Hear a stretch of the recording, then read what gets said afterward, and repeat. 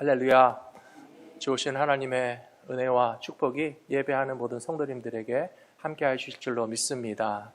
특별히 오늘 아버지의 날을 맞이해서 우리 갈보리 믿음교회에 계신 모든 아버지들 최고로 행복하시고 또 사랑과 존경 많이 받으시고 또 함께 하나님 앞에 감사로 찬양하시는 복된 날이 되실 줄로 믿습니다. 오늘 아버지라고 하는 주제에 맞춰서 정말 아버지다운 아버지를 만나게 될 때 축복과 행복을 누리고 회복되는 것에 관한 이야기를 우리 성도님들과 함께 나누기를 원합니다. 성경을 보시면 아버지들에 관한 이야기가 많이 나옵니다. 그 중에는 훌륭한 아버지들도 많으시고요. 조금 부족한 아버지들의 모습도 종종 만날 수 있는 것은 사실입니다. 하나님께서 아브라함을 부르시고 택하셔서 그를 믿음의 조상으로 삼겠다고 약속하셨습니다. 아브라함이 믿음의 조상 되기 위해서 꼭 필요한 게 뭔지 아십니까? 아들이 있어야 되고요. 아들이 있으려면요, 와이프가 있어야 돼요. 하나님께서 아브라함에게 믿음의 조상 되는 데 있어서 말씀하지 않았지만 꼭 필요한 것이 너의 몸을 통해서 태어날 아들과 자손을 통하여 축복의 통로가 되게 하시겠다라고 약속하시고 25년을 기다리게 하신 다음에 아브라함에게 무엇을 만들어 주셨습니까? 아버지가 되게 하셨어요. 이렇게 성경에서는 아버지라고 하는 개념이 굉장히 중요한 하나님의 축복의 방법이라는 것을 여러 가지 모양으로 이야기해 주고 있습니다. 아브라함은 그의 아들 이삭에게 축복하며 기도했고요. 이삭도 아버지에게 받은 것처럼 자기 아들 가운데 장자라고 생각하는 야곱에게 축복 기도를 했습니다. 그런데 속아서 잘못했죠. 에서에게 기도해 주려고 했는데 에서에게 축복하려고 했는데 야곱이 들어와서 아버지 제가 형입니다. 이렇게 말하진 않았겠죠. 제가 형이라고 그러면 들통나잖아요. 아버지 제가 에서입니다 라고 하고 축복 기도를 받았는데요. 아버지의 기도는 파워가 있습니다. 하나님이 들으시고 그 기도 한 대로 응답하신다는 놀라운 사실을 성경은 말해주고 있습니다. 왜냐하면 나중에 에서가 찾아와서 아버지 제가 에서예요. 왜 야곱에게 장자의 축복을 다 하셨습니까? 그 기도 취소하시고 동생에게 축복하셨던 거 나에게 다시 바꿔서 주시면 안 되나요? 그랬더니 그게 안 된다는 거잖아요. 무엇을 의미하겠습니까? 사람의 기도지만 아버지의 기도, 어머니의 기도 파워가 있습니다. 이 자리에 계신 우리 성도님들도 여러분들의 가정과 자녀들을 위하여 축복의 기도를 많이 하시는 믿음의 부모님들 되시기를 축원합니다. 사람의 기도를 하나님이 들으시고 응답해 주실 줄로 믿습니다. 우리 자녀들이 언젠가 깨닫고 내가 잘되고 복받는 것이 아버지의 기도, 어머니의 기도 덕분이라고 찾아와서 감사하시게 되는 일들이 여러분의 삶과 가정 가운데 이루어지게 될 줄로 믿습니다. 오늘은 룻기에 나오는 보아스라는 사람의 이야기를 통해서 어떤 아버지가 되고 어떤 남편이 되어야 될까 살펴보기를 원합니다. 먼저 성경을 읽어보니까 이 보아스라는 사람은 이스라엘의 12지파 가운데서 유다 지파에 속한 사람이라고 나와 있습니다. 룻기는 짧은 책이거든요. 1장, 2장, 3장, 4장밖에 없어요. 그런데 이 4장, 4장의 룻기 가운데서 제가 성경을 읽어볼수록 참 놀랍고 재밌다고 생각되는 것이 뭐냐 하면 2장의 주인공이 보아스예요. 3장의 주인공도 보아스예요. 4장의 주인공도 보아스예요. 롯기서라고 하는 제목이 룻이 주인공인 것 같아 보이지만 룻의 새남편 된 보아스의 스토리가 아주 중요한 아버지로서 남편으로서의 역할이 묘사되어 있다는 것에 우리가 주목할 필요가 있다고 생각합니다. 이 보아스는 유다 지파에 속한 사람이었을 뿐만 아니라 그 고향 땅이 베들레헴이라고 되어 있습니다. 여러분 성경에서 유다 지파와 베들레헴이라고 하는 두 단어를 연결시키면 제일 먼저 생각나는 사람이 누구세요? 유다 지파와 베들레헴 하면 생각나야 되는 두 명의 유명한 남자분이 계시는데요. 한 사람은 다윗 왕이고 한 사람은 예수님이에요. 예수님이 유다 지파 가운데 베들레헴 땅에서 태어나셨죠. 예수님의 어머니 마리아가 인구조사를 하는데 왜 만삭의 몸으로 인구조사하기 위해서 베들레헴까지 가야만 했겠습니까? 조상들이 유다 지파고 고향 땅이 베들레헴이니까 베들레헴에 가서 인구조사에 응해야 됐기 때문에 아기 예수님은 베들레헴 마구간에서 태어나셨고 말 구유에 누워 계셨다라고 하는 것을 생각해 보면 유다 지파, 베들레헴 두 개의 키워드를 연결시키면요 다윗 왕이 생각나고 예수님이 생각나는 게 당연한데요. 놀랍게도 그보다 더 높은 조상 가운데는 바로 이 보아스라는 분이 계셨다라고 하는 것은 결코 그냥 지나갈 일이 아니고 하나님의 놀라운 계획하심이 있고 한 남자를 통해서 큰 역사를 준비하시고 진행하신다는 사실을 보여주는 말씀이라고 볼 수 있습니다. 그래서 어떤 분이 보아스와 같은 남편이 되고 아버지가 되어야 하는가? 첫 번째로 아버지는 가족 구성원 모두에게와 공동체 이웃에게까지도 배려와 돌봄을 베푸시는 그런 넉넉하신 분이 우리 아버지가 되고 우리 남편이 되어야 된다는 이야기입니다. 룻기 2장에 보시면 제일 먼저 나오는 이 소개 2장 1절 말씀에서 나오미의 남편인 엘리멜렉의 친족 중에 유력한 자가 있으니 그의 이름은 보아스더라라고 되어 있습니다. 유력하다라고 하는 표현을 가지고 충분히 설명하기가 어렵겠죠. 다른 성경 번역을 보니까 재력가라고 되어 있습니다. 돈이 많은 사람이라는 뜻입니다. 또 다른 성경 번역을 보니까 유력한 재력가다라고 그렇게 이중적으로 표현하기도 하고요. 영어 성경에 보니까 outstanding이라고 되어 있어요. 뛰어난 사람이고 아주 돋보이는 사람이 보아스였다라고 성경은 처음부터 묘사하고 설명하고 있습니다. 이 모든 성경의 여러 가지 다양한 번역들을 종합해 보면 그는 자기 가정과 집안을 잘 이끄는 그런 모범적인 가장이었다라고 짐작해 볼 수 있습니다. 굳이 비교하자면 나오미의 남편이었던 엘리멜렉과는 친척지간인데 좀 차이가 있습니다. 엘리멜렉이 뭐 잘못했다는 거 아닙니다. 하지만 그는 경제 위기 또 식량 위기 때 어린 아들들과 아내를 데리고 재산을 정리해서 모압 땅에 피난 갔어요. 그것은 경제 위기를 모면하기 위한 가장으로서의 결단이었다라고 볼 수 있습니다. 우리가 남의 나라에 가서라도 이 가난과 궁핍과 어떤 재난을 한번 극복해보자라고 하는 마음으로 가족을 이끌고 갔지만 안타깝게도 엘리멜렉은 거기서 일찍 돌아가셨어요.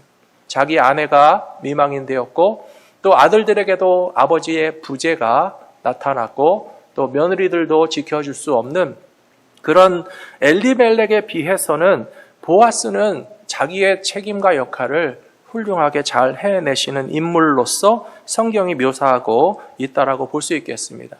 그래서 이 보아스가 있는 베들레헴 땅으로 모압 여인 룻이 시어머니를 모시고 돌아왔습니다. 2절에 보시면 모압 여인 룻이 나오미에게 이르되 원하건대 내가 밭으로 가서 내가 누구에게 은혜를 입으면 그를 따라서 이삭을 줍겠나이다 하니 나오미가 그에게 이르되 내 따라 갈지어다 라고 했습니다.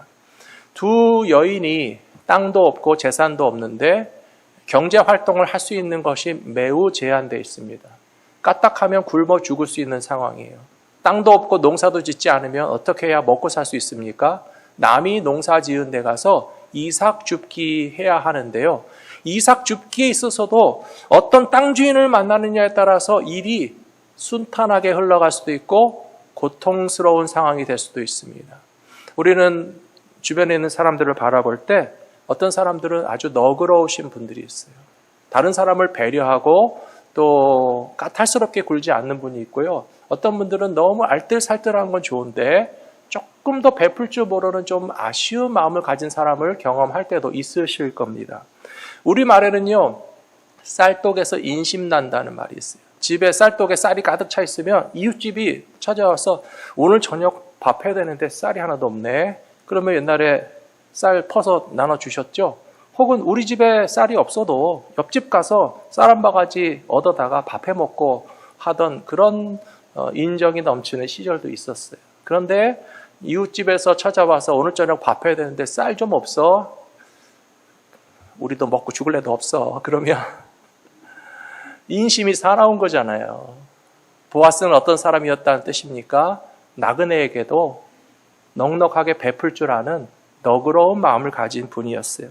3절에 보시면 우연하게 룻이 가서 이 곡식을 거두는 사람들을 따라서 밭에서 이삭을 줍고 있었는데 알고 보니 그 땅이 우연히 엘리멜렉의 친족인 보아스가 소유한 농토였다는 것입니다. 4절에 보니까 그 땅 주인 보아스가 베들레헴에서부터 와서 곡식을 거두는 사람들에게 말하기를 여호와께서 너희와 함께 하시기를 원하노라 하니 그들이 대답하되 여호와께서 당신에게 복 주시기를 원하나이다 라고 하면서 참 멋있는 신사 양반 어르신이 딱 나타난 것이 여기서 보이는 것을 알 수가 있습니다.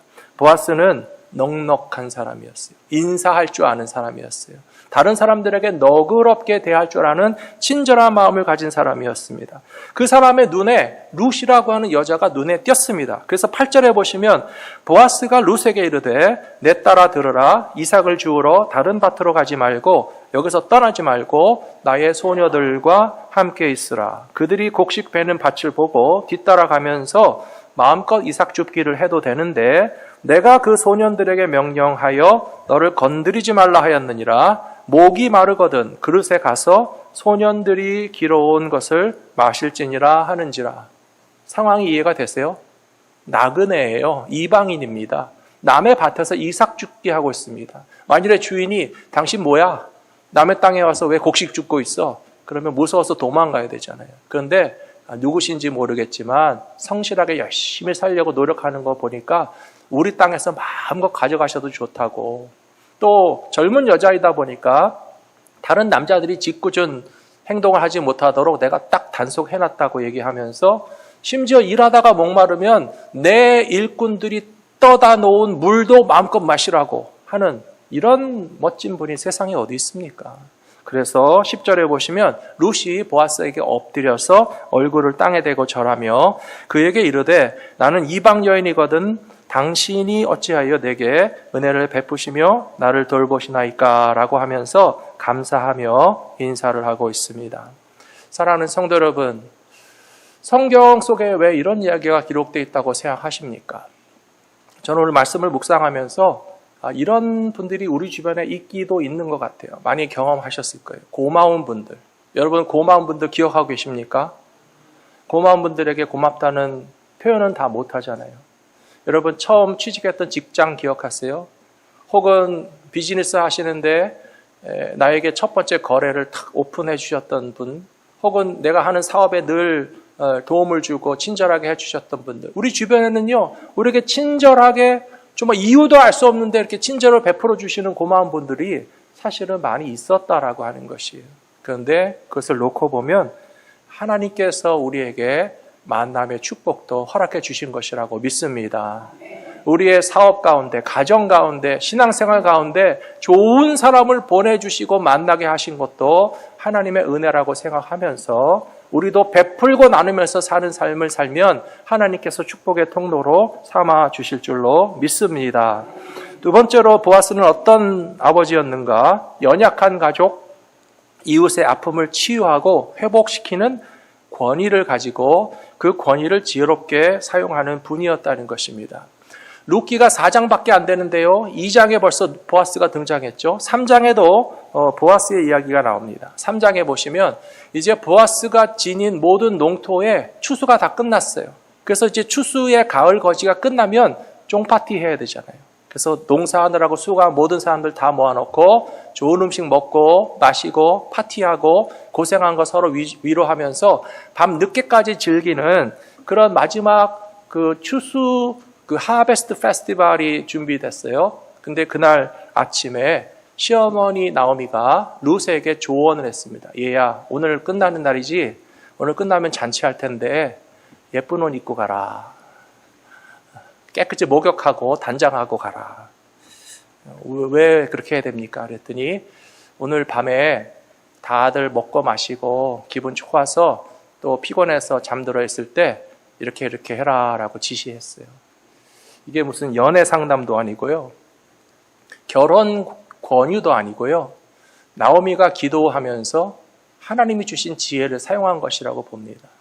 정말 룻을 사랑할 뿐만 아니라 룻과 자기 자신의 삶이 정말 이 밑바닥에서 미래를 알 수 없는 암담한 현실 가운데 정말 하늘이 무너져도 솟아날 구멍이 있게 하시는 하나님의 계획하심을 바라보면서 이스라엘의 전통적인 관습을 통해서 룻에게 보아스를 향하여 청혼할 수 있는 기회를 알려준 거예요.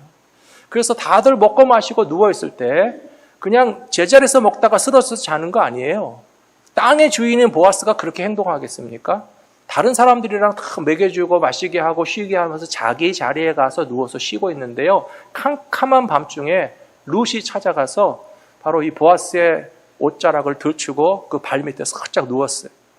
그러니까 자다가 말고 깨서 웬 여자가 이렇게 내 밑에 발 밑에 와서 기대고 있나 그래서 깜짝 놀라는 장면이 나오지 않습니까? 룻기 3장 7절 8절 말씀입니다. 보아스가 먹고 마시고 마음이 즐거워 가서 곡식단 더미의 끝에 눕는지라 룻이 가만히 가서 그의 발치 이불을 들고 거기 누웠더라.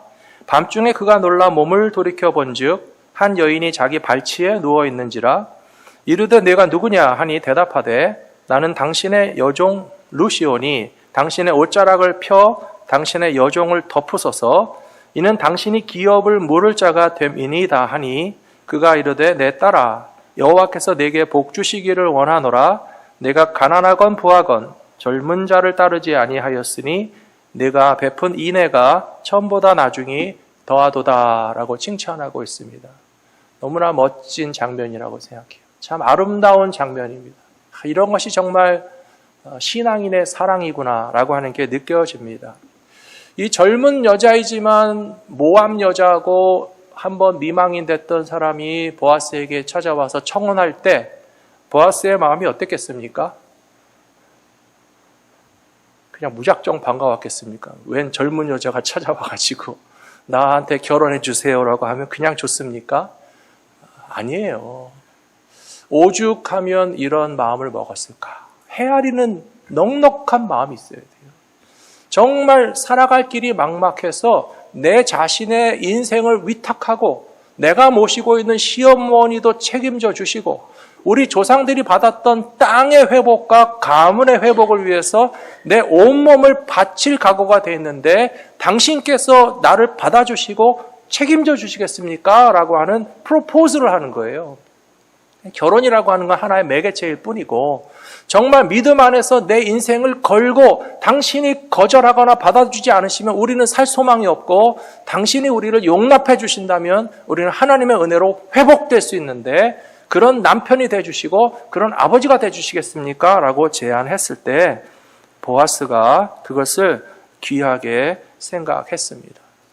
사랑하는 성도 여러분, 거듭 말씀드리지만 성경이 이런 이야기를 기록한 것은요 그냥 흥미거리를 일으키는 로맨스 스토리로 이야기하는 것이 아니고 하나님 아버지가 어떤 분이신가를 알게 해주시려는 메시지가 있다고 생각합니다. 아마 속으로 다 생각하실 거예요. 이런 남편이 세상에 어디 있어? 이런 아빠가 세상에 어디 있어? 있다면 행복하고 감사한 일이지만요.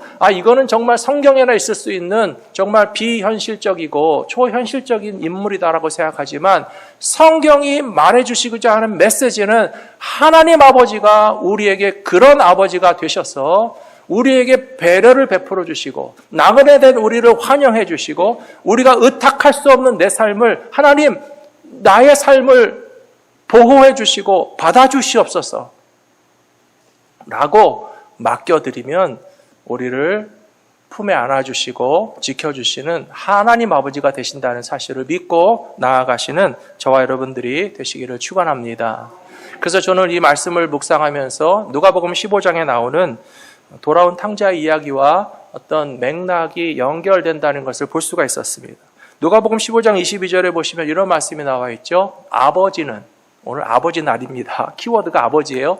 아버지는 종들에게 이르되 제일 좋은 옷을 내어다가 입히고 손에 가락지를 끼우고 발에 신을 신기라. 그리고 살찐 송아지를 끌어다가 잡으라. 우리가 먹고 즐기자. 내 아들은 죽었다가 다시 살아났으며 내가 잃었다가 다시 얻었노라 하니 그들이 즐거워하더라. 탕자가 돌아올 때 아버지가 환영해 주시고 새 옷도 입히시고 가락지도 끼워주시고 송아지까지 잡아서 잔치해 준 거 기억나시죠? 근데 중요한 것은요, 우리가 상상력을 발휘해서 이 아버지가 그런 아버지가 아니라고 한번 생각해 보세요. 탕자가 돌아올 수 있겠습니까? 없겠습니까? 아버지가 무서운 아버지. 아버지 한 번 하나 하면 용서 안 해준다. 그리고 아버지는 절대로 정말 찔러도 피 한 방울 안 나오실 분이다 라고 생각했으면요, 탕자가 포기했을 거예요. 돌아가 봤자 아버지한테 맞아 죽지 않으면 다행이다.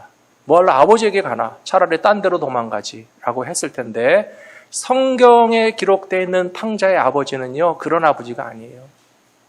아들이 무슨 짓을 했어도, 살아있는 아버지의 유산을 먼저 달라고 했어도, 세상에 나가서 허랑방탕하여 다 탕진했어도 더 이상 오갈 데가 없어서 의지가지 없는 신세가 된 아들이 돌아온다 할지라도 내 아버지는 나를 기쁘게 맞아주실 아버지라고 하는 확신이 있었고 믿음이 있었던 거예요.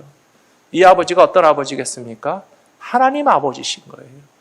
세상의 아버지 가운데는 때리는 아버지도 있죠. 화내는 아버지도 있죠. 가족들 돌보지 않는 아버지도 있어요. 얼마나 어렸을 때부터 온 일생 동안 가족과 자녀들에게 상처와 아픔을 주는 아버지들도 있을 수 있지만 탕자의 이야기가 말해주는 그 아버지는 바로 하나님 아버지의 모습을 우리에게 보여줌으로써 우리들이 다시 하나님의 품으로 돌아갈 수 있다라고 하는 복음의 메시지를 가르쳐주는 것과 마찬가지로 보아스가 그런 아버지였다. 하나님 아버지를 생각나게 하려는 메시지가 있다는 사실을 기억하시는 저 여러분들이 되시기를 부탁합니다.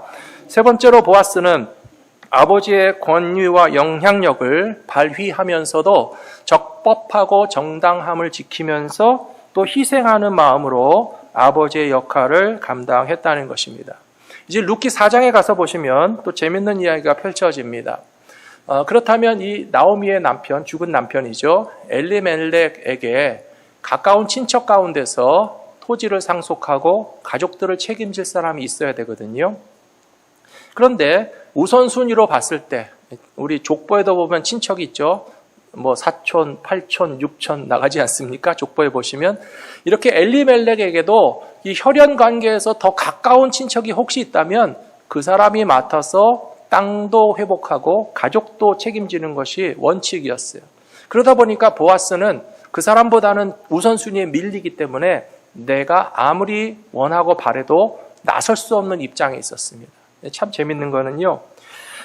룻기 3장 끝에서 룻이 돌아와서 시어머니에게 얘기했어요. 시어머니 하라고 하신 대로 다 했습니다. 보아스에게 부탁도 다 드렸고요. 이야기할 거 다 얘기했습니다. 그랬더니 나오미가 아주 재밌는 이야기 하셨어요. 잘했다. 보아스 그 사람이 안달이 나서 가만히 있지 못할 거다. 마음이 급해서 아마 이 일을 빨리 처리하려고 최선의 노력을 다할 거다. 다 알고 계셨어요. 4장에 가보니까 보아스가 성문 위에 올라갔습니다. 이 당시에 성문이라는 것은요, 그 마을과 도시에 지도자들이 모이는 곳이에요. 공식적인 일을 처리하는 곳입니다. 성문에 드나드는 모든 사람들이 높이 쳐다보는 성문 위에서 그 성과 마을의 장로들이 어떤 일들을 공정하게 처리하는지를 다 지켜보는 장소가 성문 위에입니다. 보아스가 성문 위에 올라가서 선포합니다. 엘리멜렉에게 가까운 친척이 있으시면 그분 나오셔서 좀 책임져 주십시오라고 했더니 진짜 한 사람이 나타났어요. 보아스보다 더 가까운 친척이. 그 사람에게 이야기합니다. 이만저만하니 엘리멜렉의 땅도 회복하고 그 가족들도 책임지겠습니까? 했더니 그 사람이 하는 말이 저는 싫은데요. 못하겠는데요. 포기하겠습니다라고 물러났어요. 왜 그랬겠습니까? 쉬운 게 아니에요. 남의 땅을 책임지고 나의 가정을 책임지고 심지어 한 여자를 아내로 맞이해서 아버지가 되어주는 일이 좋은 일만이 아니라 굉장히 어깨가 무겁고 부담스러운 일도 될 수 있기 때문에 더 가까운 사람이 있었지만 자기의 우선순위와 책임은 거절하고 보아스에게 넘겨줬습니다. 무엇을 의미하겠습니까? 보아스는 단지 사랑에 눈멀어서 정신 못 차리고 허둥지둥 덤비는 사람이 아니었고요. 아버지의 역할, 가장의 역할, 남편의 역할이 무엇인지 알고 어렵고 힘들고 위험해도 그 일을 내가 맡아서 하겠다라고 나서는 사람이에요. 보아스가 어떤 사람입니까?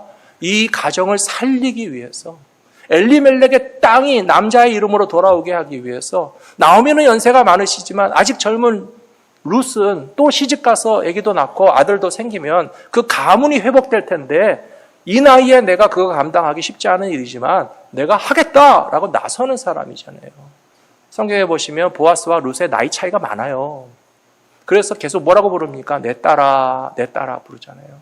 연세가 많으신 남자 어르신이 굳이 새장가 가서 또 새살림 거느려서 해나가려고 하는 것은 대단한 각오와 결단과 책임이 있어서 또 그 땅이 찾아도 자기 땅 되는 것도 아니에요. 룻이 낳은 아들에게 주는 거예요. 나오미 살게 해주려고 땅을 회복시켜 주는 거예요. 이런 희생적인 아버지의 모습, 남편의 모습을 통해서 하나님은 축복의 역사를 이루어 가신다고 저는 믿습니다. 룻기 4장 9절 말씀 보시면 보아스가 장로들과 모든 백성에게 이르되 내가 엘리멜렉과 기련과 말론에게 있던 모든 것을 나오미의 손에서 산 일을 너희가 오늘 증인이 되었고 또 말론의 아내 모압 여인 룻을 사서 나의 아내로 맞이하고 그 죽은 자의 기업을 그의 이름으로 세워 그의 이름이 그의 형제 중과 그곳 성문에서 끊어지지 아니하게 하매 너희가 오늘 증인이 되었느니라 하니 공식적인 절차를 거쳐서 책임을 감당하기로 작정합니다. 그래서 어떤 결과가 나왔습니까? 마지막 룻기 4장 16절에 보시면 나오미가 아기를 받아 품에 품고 그의 양육자가 되니 그의 이웃 여인들이 그에게 이름을 지어주되 나오미에게 아들이 태어났다 하여 그의 이름을 오벳이라 하였는데 그는 다윗의 아버지인 이새의 아버지였더라 라고 되어 있습니다. 그냥 한 가지 사건이 아무 앞뒤 전후 맥락이 없이 벌어진 것이 아니고요. 하나님께서 다윗 왕이 태어나게 하시고 예수님이 태어날 족보를 준비하기 위해서 보아스같이 멋진 신사 양반을 딱 준비해서 룻에게 주셨고 나오미에게 주셨다라고 하는 것은 놀라운 축복이라고 저는 믿습니다. 사랑하는 성도 여러분, 오늘 아버지의 날을 함께 보내면서 하나님 아버지가 이런 아버지신 것을 우리가 기억했으면 좋겠습니다. 하나님은 너그럽게 친절을 베푸시는 아버지이신 줄로 믿으시기 바랍니다. 의지할 데 없는 우리들을 우리의 수치와 아픔을 감싸주시고 가려주시며 회복시켜주시는 아버지가 되시는 줄로 믿습니다.